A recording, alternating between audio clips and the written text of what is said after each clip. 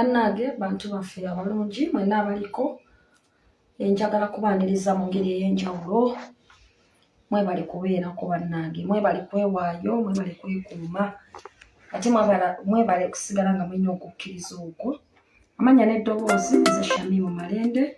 era omubaka wammwe omukyalo wa Kampala District omulonde nga nayitira mu kkaadi ya National Unity Platform. Naye abasinga obungi mwasinga kummanyira okuba munnamateeka omubaka Robert Kyagulanyi Ssentamu ate nga pulezidenti waffe ewa National Unity Platform, ate ng'era mu kiseera kye kimu mwamanyira okuba nti mpuuza emisango egy'obwereere ku bantu baffe abakwatibwa mu mbeera emu oba endala. N'olwekyo nzize olunaku olwaleero okuba nti njogerako nammwe nga omulama omugulengedde awo, ngenda kwogera mu bufunze ate mu bwangu nnyo okusobola okubeera nti sibamalira data mungi na biseera bingi ate n'embeera gye tulimu mumanyi nti yakazigizigi. Ensonga endeese enkulu kwogera ku ngeri mu bulamu bwange gye buli mu kutiisibwatiisibwa olw'okubeera mu musango gwa Honorable Ssegirinya Muhammad ne Honorable Allan Ssewanyana. Kabe kasindi n'ensonga endala gye sinnaba kutegeera bulungi ate era n'okubawa updates entuufu ezikwata ku musango gwa Honorable Ssegirinya ne Honorable Allan Ssewanyana nga bwe bitambula mu kkooti era buli wamu. Ngenda kikola kineekyo mu bwangu ddala okusobola okuba nti mbategeeza kuba munnange muli bantu bange, muli bantu baffe, mwebale kubanga mutuwagala nokubeera nga mutuwagira. Naye kyenjagala okubajjukizaako nti mpozi Shamimu Malende asangibwa ku Malende and Company Advocates na law firm kye twaggulawo okubeera nga tuwolereza abantu baffe. Eyo no law firm yakusasulira ssente naye olw'okuba nti twasala okuweereza abantu emisango gyenkoze mu kuwolereza abantu ku bwereere gisukka mu misango 5 era okuva lwe natandika okubeera nti nondebwanga omubaka omukyala wa Kampala ate n'okubeera lawyer wa People Power. Bwe tuba notuwolereza emisango egyo tetusosola abantu baffe mbeera mwe bali, tuwolereza okubeera ddala ku bantu abatandikirwako paka mu bantu abawaggulu. Era n'essaawa eno nga sinaba kutandika bulungi mulamu ogwo, njagala kubategeeza nti lisiti ez'abaana baffe bonna ab'enjawulo abali mu makomero ag'enjawulo ezibadde zikompayiningiddwa abantu baffe badde babalambulako, tulwana okulaba nga batannaleetebwa mu makooti emisango gyabwe giba fixed. Abeetaaga okufayiringira applications za bail tugoyezaako okulaba nga tukola paperwork oyo era ali mu kutambula wansi. Tusuubirira ddala nti ne mu kaseera mpawukaaga n'abaana baffe bonna be mutalabako abakyaliyo bagenda kubanga bayambibwa era Shamimu Malende nja kubeerawo nnyo. Abantu baffe nga Machete Yassini, tulina Bambiruta ya Olivia, tulina bangi Bakalanzi Sharifu, tulina Waiza, tulina bangi sisobola kubamenya ne mbamalayo, naye tugamba nti bonna tubalimu, n'abalala bonna besimenye wano tubalimu, n'abatamanyiddwa mannya tubalimu, n'ababuzibwawo emmotoka ez'enjawulo eza drone nabo ate tubanoonya. Era database ya creatingwa ne ku kitebe kyaffe ekikulu nga president waffe akikulembeddemu ne secretary general ne legal department egezaako okukola kyonna kyesobola okukola. Mpozi a big up abakulembeze baffe ate ne Kanso Katana Bambi nawe webale nnyo byonna by'okola. Kanso wa Mary Anthony Bambi twongera kuteeka musala n'okusabira Mukama Katonda akubeere kuba bingi by'okoze mu struggle ate n'obeera ng'oyambye. Mpozi nga sinaba kugenda wala njagala kwebaza bonna abanominatinze mu kubeera nti mbeera mu Women in Law Awards aba abakyala abasinga okubazira mu nsonga z'okwoza ez'amateeka ez'okulwanira eddembe ly'obuntu mu Uganda. Mwebale nnyo awo kunominatinga, mwebale nnyo bonna abataddeyo omutima ate n'abo abanooze nembeera nga munooze Bambi mwebale nnyo lwakuba nti awards zabadde zirondebwa bannamateeka bokka ate abalina PC naye mbeebaliza ddala. Mpozi n'ekyokubiri kwebaza bannakampala nti bannange Shamimu Malende yono gwe mwalonda ng'omubaka mu mukyalo wa Kampala mwebale kunteekamu weesige nga bwe nabagamba ebyange bya bikolwa ebigambo bijja nga bizze n'omulamwa ogw'enjawulo ate ogwenyini gwe mwagala okumanyaako. Wabula nabagamba nti nga ndi omubaka omukyala ngenda kuba nga ngasiya obuweereza bwange, sijja kulekayo ensonga za kulwanirira nga nkozesa amateeka n'abantu baffe abanyigirizibwa ate nga n'ensonga za bannakampala nja kufula parliament kuba nga nziteekako era nnyingi tuzitaddeko. Ensonga za Old Taxi Park nina live ey'enjawulo gye ngenda okuleeta mu maaso awo, ensonga z'abatembeeyi n'abasuubuzi ngenda kuzireeta mu maaso awo live eri exclusive tugenda bagiyita Kampala exclusive. Omanye ekigenda mu maaso mu kibuga Kampala from the point of view omanye n'ekigenda mu parliament ku nsonga za Kampala. Naye tera tugamba abantu baffe nti tetujjaayo ku ssuubi kubanga tugamba nti Uganda eno okutereera buli kimu okutereera tugenda kukyusa obukulembeze mu mirembe mwana wattu era ffe tugamba nti change tugirinze era change ejja era change tugyetamu okulaba ng'ejja n'olwekyo tetujjaayo wabula tusigale nga tukyali ku mulamwa era Robert Kyagulanyi Ssentamu president akyali waffe Barbara Itungo first lady yaffe naye waali era n'abantu mwenna abalwanyi ba foot soldiers mwe bali kubeerako abantu ba diaspora mwenna tubaagala nnyo na buli abeereddewo ababaka banabiri n'abaana bonna bali mu mbeera yonna mwe bali nnyo mwe bali ddala kakati nga nvuddewo awo njagala kugenda ku mulamwa emiramwa giri ebiri status y'emisango n'okutiisibwatiisibwa mwenna obusinga obulungi ndowooza mukimanyi emabegako nti tuzuzize nga Shamumani nga ntiisibwatiisibwa mbadde nnyo mu misango gino egy'ababaka bano ababiri naye ng'ekindeetamu ng'enkola yange bweri kulwanirira mazima na bwenkanya tinga munnamateeka natendekebwa kulaba nti abo bokka abazizza emisango be balina okusibibwa n'okubeera nga babeera emabega w'enkono abo batalina musango nina obuvunaanyizibwa okulaba nga njijjayo obujulizi obukakasa nti abantu balina omusango oba tebalina musango oli bw'abeera nga talina musango olwo kooti ebeere ng'emuta era abeere nga efuna abatuufu kya kimu ekyandeta mu musango gwa Honorable Ssejjennya ne Alad Ssewanyana nga ffenna twagala kumanya baani abatemula abantu n'ebijambiya e Masaka n'ebitundu ebirala tugamba nti ababagamba nti Honorable Ssejjennya Muhammad ne Honorable Alad Ssewanyana be bali ababega w'ebijambiya baleeta obujulizi tubeerewo fenga bannamateeka ne tubeerawo okulaga kooti ddala owa ddala waliwo ekirala ekyekwesa emabega ga bano abaffe bataddeyo obuteesi nga feesi kyesooka gifudde ya byabufuzi nolwekyo ne nnyingira mu musango free of charge nga bwezempoza emisango gyonna egya pro bono egirimu abantu baffe abalwanira eddembe ly'omuntu nolwekyo ne nnyingira mu misango egyo nga munnamateeka wabula natandika okufuna okutiisibwatiisibwa okw'enjawulo okuva mu masimu agakubibwa okuva mu bantu abakuba ba anonymous okuva mu bantu abakuwoninga physically nga bakugamba nti akusindikidde obubaka nti wandivudde mu misango egyo oba oyagala obulamu bwo busigale era nkimanyi n'abamu ku mmwe abalaba mulinako evidence nti muntuukiriddeko nga mugamba Shamimu wandi adodde ebbali kulw'obulamu bwe okusinziira ku bitulya ebiteekebwateekebwa ebiri abantu mu bifo eby'enjawulo byekyasobola kwatuukiriza era abamu ku mmwe bagamba nti amannya mbeere nga gasigala gali anonymous olwa security yammwe nammwe nga mugitya okumanya nti mumuzibirako n'amasimu gange okuba nti gabadde gatrairingibwa oba nga gabadde nga gakubibwa abantu abatategeerekeka okubeera nga bantiisatiisa eyo nayo ensonga neebeerawo ensonga y'emipiira gyange okuba nti gyakubibwa mu ngeri gyesaategeera nga tugenda ku misango ekyo nayo yali emu ku factors so ebintu bingi nziryangoberwa abantu ab'enjawulo abatategeerekeka abali ku pikipiki ab'ebigere gwedoji nga noddamu n'enkyana omulaba ng'era akugoberera ensonga ezo bwezityo zonna nga ziraga obubeera nti obulamu tebuli mu mbeera yabuvunaanyizibwa obulamu buli nti butiisibwatiisibwa olwekyo olw'okuba nti twasalawo nti tugenda kuyimira ku mazima n'obwenkanya tewali muntu gweŋŋamba nti sijja kulimba tewali muntu gwensonga mu ssaawa eno nti ono yakikola oba ono yakikola kubanga n'abazze nga bambulya badde bagamba Shamimu information eri classified naye tukugamba beera mwegendereza nnyo waliwo enteekateeka ez'enjawulo okuva mu gundi ez'enjawulo era beera nga wegendereza naye ng'omusango ogwo abamu bagamba buddeko ebbali n'olwekyo era nga mbuza ekintu kimu ti omusango guno gulimu kikyamaanyi kyennyo batamanyi ffenna tutunuulira kulaba nti abatemu abatuufu be baleetebwa bannamasaka balabe ku bantu abatuufu ababatemula n'ebijambiya wamu n'ebitundu ebirala tumanye ebijambiya bino bivaawa kuba birudde nawo n'emyaka emirala egy'emabega byalinga bijja wabula nga wagamba kimu timunange ebintu bino bizibuzibu biba biwanvu olina kukulembeza bulamu bwo so embeera yange eya security wetu bweyimiridde era n'emabega kawo naluzinga amasimu gange ndowooza weeks ziweze nga 3 oba 4 simu zange nali naziruzinga zantwalibwako mu ngeri etategeerekeka nembeera nga sisobola kubeera nga nkomunikatinga n'abantu nga sisobola kumanya zagenda zitya lines ezisinga nakazo replace nga replaces ndowooza nnaku nga 3 oba 4 ne headsets ezisinga nguze headsets mpya so n'olwekyo embeera badde bwete era kimanyi bulungi nti bangi kummwe muyinza okuba nga mbadde mugezaako okunfuna munoonya honorable ku ssimu naye nga temusobola kunfuna naye nga kikulu kinti essimu zange zaali zabulankanyizibwa negezaako okunoonyereza mbeera ki naye okugenda okukyusula nga kirabika mu butuufu zaali zitwaliddwa mu ngeri ey'amankwete okusobola okufunako information gye baali basuubira abonna abaazitwala teyinza okuba nga kweri so n'olwekyo essimu layini zaakaddako era ebiseera ebisinga abantu abadde basinga okunfuna waliwo layini empya gye twateekawo layini eyo ng'oyita mu PS wange ne PA okusobola okutuusa obubaka bwo n'olwekyo nja kubeetondera ate n'okubagamba ti oba oyagala okunfuna oyinza okukuba essimu okuba nakaziro please nga naye era nazo olw'embeera y'okuba nti no ziriko abazitappinga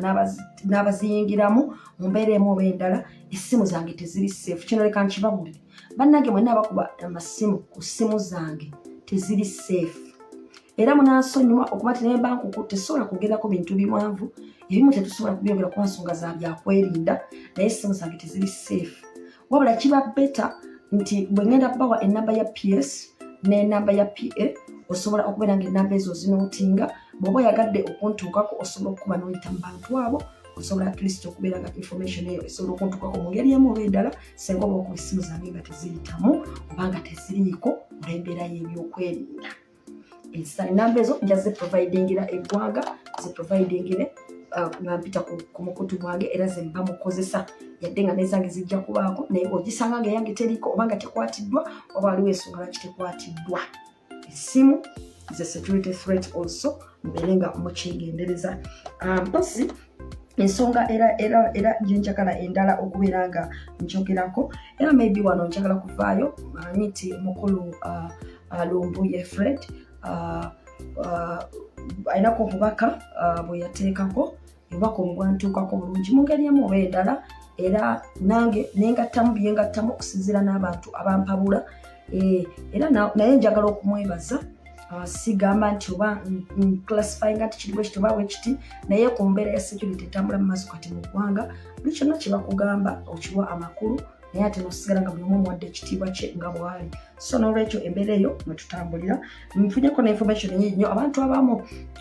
bloggers nga nabeera bampa information efaanana bwetyo nga bamu bavaanamu NRM naye nga nate nabo bakugamba nti Shamim Malende take care Shamim Malende weegendereze ekintu kyonna kiyinza okutuukako essaawa. So mwenna njagala kubibaza bwe yavuddeyo okubaako kyampuuninga mu kumanya kwe ne mu butali kumanya kwe naye bagamba nti buli kubuulirirwa okubaawo wabeerawo message Katonda gy'akuwa. N'olwekyo message zammwe nzitwala mu mutima mulungi era nkitwandiika security kiri very important. Kyokka nvuddeyo olwayo ntegeeza eggwanga nange nti nkakasa ku ebyo byonna ebyogerwa ti mutuufu ofuna okutiisibwatiisibwa kwe sinnategeera mu bitundu gyekuva naye okutiisibwatiisibwa okwo era nakulapako ne ku poliisi nalopako ku poliisi privately okusobola okuba nga banoonyereza ku nsonga eyo naye era olunaku olwaliwe tugenze mu kkooti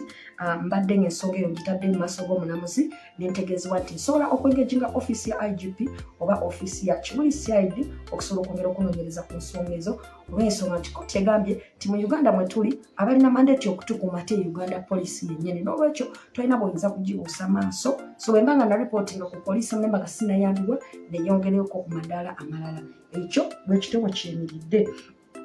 Kakati ekyokubiri kyenjagala okwogerako kyekyokubeera nti nno ze ensonga z'aba Honorable Ssegirinya ne Honorable Allen Sserunya nga bwe ziyimiridde. Mwena mukimanyi Bridget Honorable Ssegirinya Muhammad Ali bedridden e Mulago wabula olunaku olwaleero tubadde Masaka mu kkooti fayiro zaabwe zombi nga zikomawo bwe tutuuse mu kkooti jjukira nti bavunaanibwa emisango gy'obutemu e Masaka. Fayiro emu bavunaanibwako abantu 7 kuliko ababaka 2 n'abantu ababulijjo 7 n'abantu ababulijjo 5. Abantu bano abataano bagamba nti bo Honorable Ssegirinya Muhammad ne Honorable Allen Sserunya bwe bawanga ssente bagende bakole obutemu e Masaka era abantu bano abataano bonna bali Kitalya wabula biyo omubaka Ssegirinya Muhammad n'omubaka Allen Sserunya bayawulwa ne babateeka ekigo obutabagatta mu bali be bagamba nti bagenda okubawako obujulizi. N'olwekyo embeera bwetyo ebadde etambula era fayiro eyo eriko abantu 7 ababaka 2 omulamuzi eyasooka Nakintu Jane yali abawadde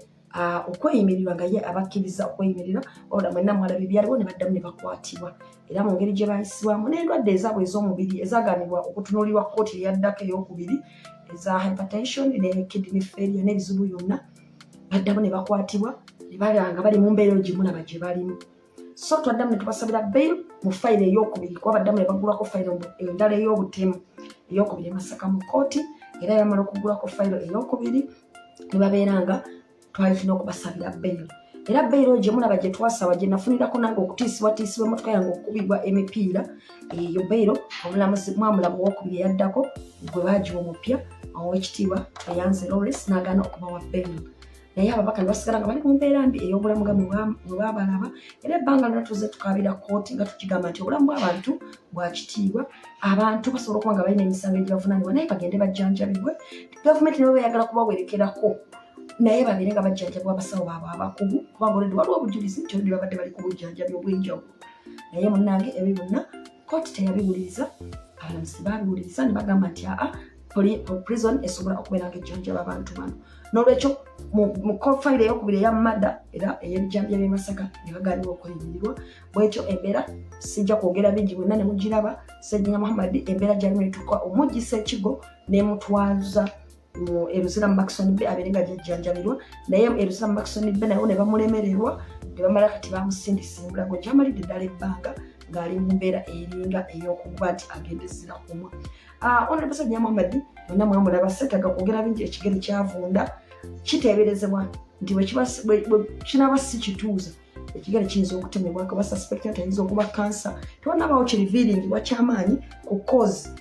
kukireetera embeera yo okuba nti yeyongera okuba obubi buli lunaku kubanga ye ng'omubaka ng'ayita mu February Obuyabe yali asabye nti alina abasawo be abakugu abamujjanjaba beekakasa be bandibadde baleeta ne babeera nga bamukebera kubanga beekakasa n'okwekakasa ne babeera nga bamubuulira ekituufu ekiggwanga kiryanditambuliddeko nakyo essaawa eno nga we tuli teri amanyi kiruma Ssejjennya Muhammad wabula okutembereza n'okufuna information okuva mu abo ababeera nga bebamuliko era bamulinako keya mpozi ne Honorable Allan Ssewanyana mukimanyi bulungi nti oluvannyuma lw'okukwatibwa olwadde yalina obulwadde obwa hypertension oba bwe yasaba okugenda okujjanjabibwa yatulugunyizibwa bubi nnyo okusinziira ku statement ye mu kkooti ng'agamba omulamuzi era n'obwerere bwe bwanyigirizibwa nnyo n'amagye tasobola kutambula bulungi yadde okubeera nti abaako kyeyeekolera yali asabye okugenda okubeera ng'akyekingibwa ebitundu bye ebyekyama akyekingibwe ensigo ze ne munda okusinziira ku bwamukubibwako naye yagaanibwa era yena kati akyali kigo gyafunira obujjanjabi naye tugamba bwe nti eddembe ly'obulamu eri buli muntu yenna musibe si Honorable Allan Ssewanyana yekka ne Honorable Ssegirinya tukimanyi bulungi nti abasibe bangi abali eyo nga bali mu mbeera efaanana bwetyo naye nga tebasobola kuyambibwa so ffe tugamba nti kino kko lya buli munnayuganda oba oli wa prison oba oli wa kooti oba oli munnayuganda owa bulijjo nti omuntu alina eddembe okuba omulamu ne right to health omuntu asobola okuba ng'alina omusango gumuvunaanibwa naye bwe tuba tukakasiza nti prison terimu ddagala lisobola mumukebera mujjanjaba naawe oba terina byuma byabukugu bisobola kukebera kansa oba nsigo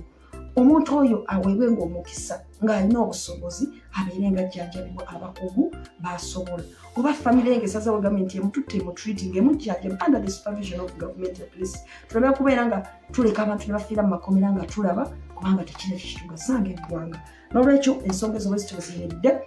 olwaleero Ssejjennya Muhammad taleeteddwa mu Zoom ku kkooti kubanga abadde mu mbeera mbi ng'era akyali mulago tasobola kutambula yadde okulaba Honorable Allan Ssewanyana aleeteddwa ku Zoom ng'ali mu mbeera etali ya bulembe wabula kkooti netegeeza omuwabi wa gavumenti n'ategeeza nti okunoonyereza kwabwe kulinga okuweddeyo baagala nga 23 Novemba 2020 guno gwennyini omwaka gwe tulimu n'omwezi ssaawa 3 ez'okumakya batandika okuleeta obujulizi obulaga nti Honorable Ssejjennya Muhammad ne Honorable Allan Ssewanyana be baatematema abantu ebijjambiya e Masaka mu fayiro zombi n'olwekyo kkooti negamba nti nga 23 Novemba ekyo kye tugenda okutandikirako babasomere summary of evidence bakakase nti ddala bino bye bivaako ebibalumika nti bye baakola obutemu obwo ekyo tukirinze nga 23 Novemba omwaka gavumenti kyategeezezza mpozi ekibaddeyo mu kkooti nti tubadde tulina okusaba kkooti nti abantu bano ababiri bakkirizibwe kuba balina obusobozi babeere nga Ssejjennya tajjanjabibwa ng'ali ku pisto akkirizibwe nti yadde ajjanjabibwa abantu be bamanyi abasawo be bw'aba tasobola kwogera baleete omusawo omukugu abeere nga yamujjanjaba gavumenti yadde ng'emusupervisinga era ne Honorable Allan Ssewanyana baleme mukakaatikako basawo yadde bakugu bamukkirize aleete abasawo be abakugu oba batwalibwe mu bifo wali abasawo baabo abakugu kubanga gavumenti erina obusobozi okubeera ng'esupervisinga abantu abo nga bajjanjabibwa abasawo abakugu era olunaku olwaliro kkooti ekkiriziganyiza negamba nti mu butuufu tusaba Uganda Prisons etugiragira ebeere ng'ereka ababaka babiri Honorable Allan Ssewanyana ne Honorable Ssejjennya Muhammad baengaginga abasawo abaabwe abakugu nga gavumenti ebalabirira bulabirizi naye nga beba bajjanjaba tusobole okubeera nga tutufiirwa abantu mu makomera era ekyo olunaku lwaliro kkooti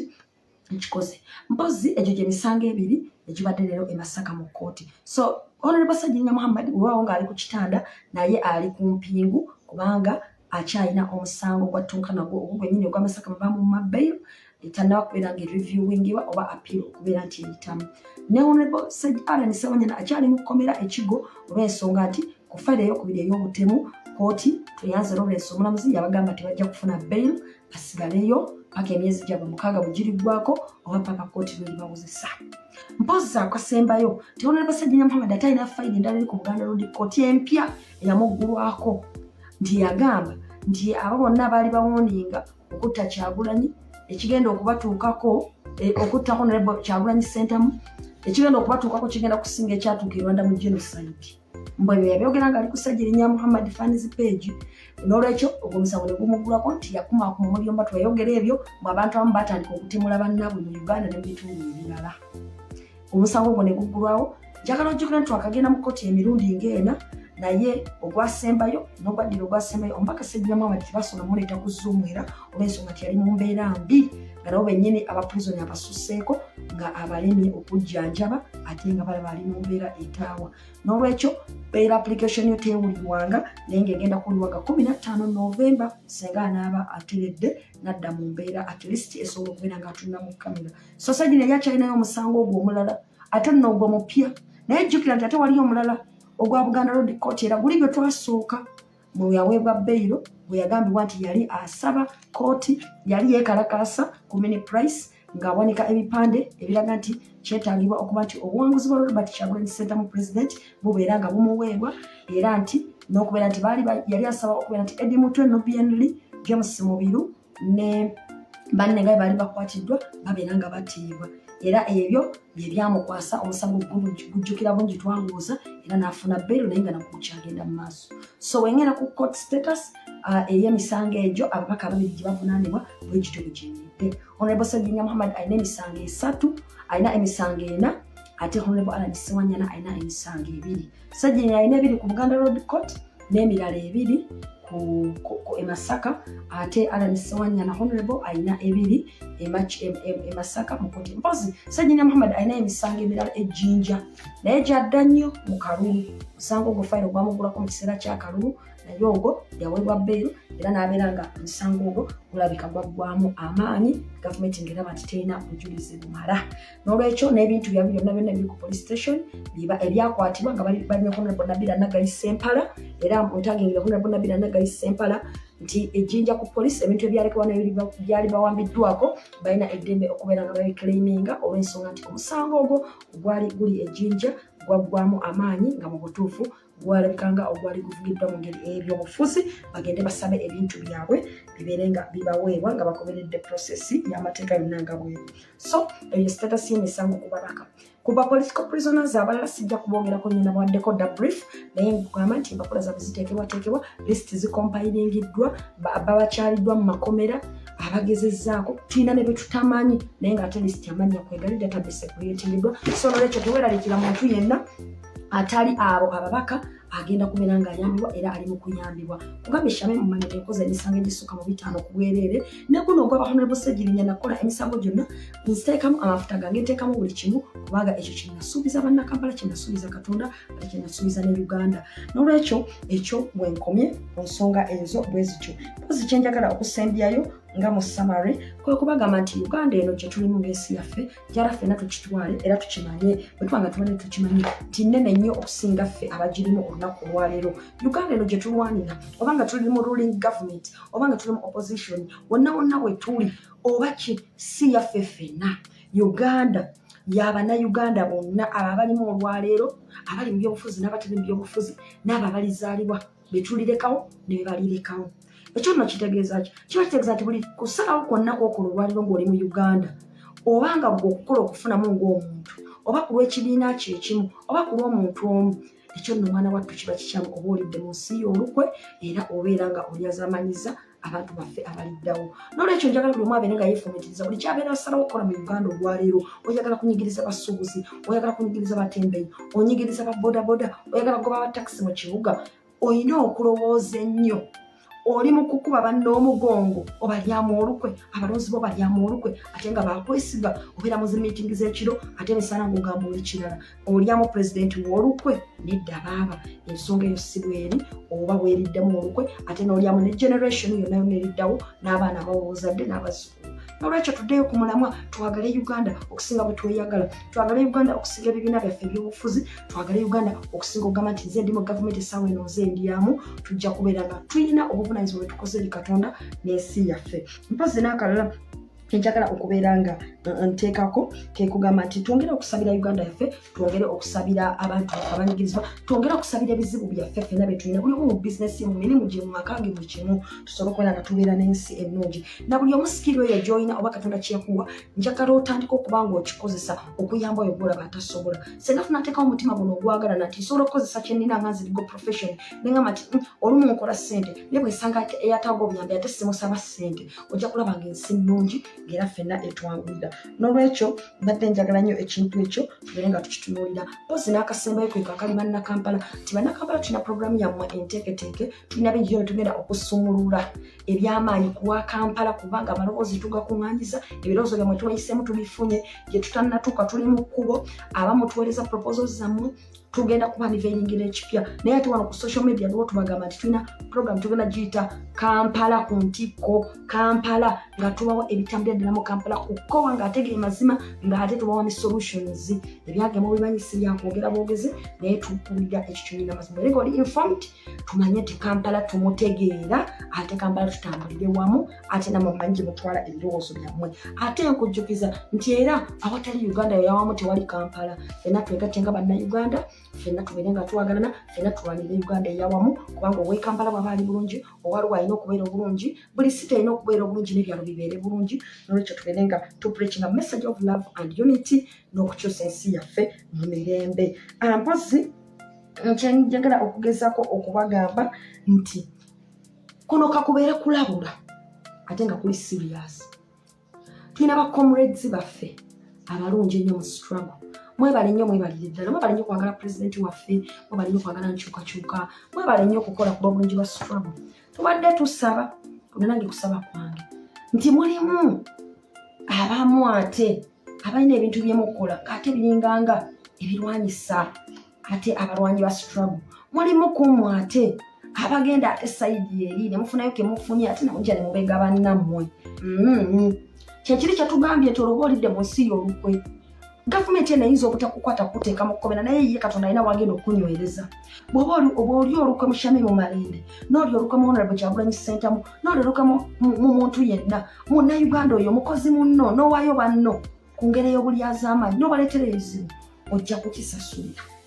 Oli waddemu okwambala eddiba eryeru kungulu naye ng'emabega oli bwansikisa teryakugaana, naye osobola okulimba abantu bonna, naye tosobola kulimba Katonda, ate tosobola kulimba mwoyo gwo. Nolwekyo ffenna tutereeze, tekiri ku bacomrades bokka ne sayidi endala gyekiri. Nolwekyo n'oba oli mukulembeze nga bakulonda, oli mubaka wa parliament, oli mmeeya, oli kansala, oli wa LC1, naye nga omanyi tinafuna ekifo kulwanira busente, kufuna opportunities, kubeera nti nze ntuukawo wendi obulungi, ngeno bwensiga ekifaananyi ekirala ngamba sirina bwensonzeemu, naye ngamba nti twetereeza emitima kubanga tusobola okulimba abantu bonna, tetusobola kulimba Katonda, tetusobola kulimba abantu, tetusobola kulimba mitima gyaffe n'abyoyo gyaffe, ate tuba tujja kisasulira. Nolwekyo tuddeyo ku mulamwa, tusigale ku mulamwa. Bannange mwebale nnyo, mwebale ddala okumpuliriza. Eyo yebadde brief, naye nga basically it's about threats on my life.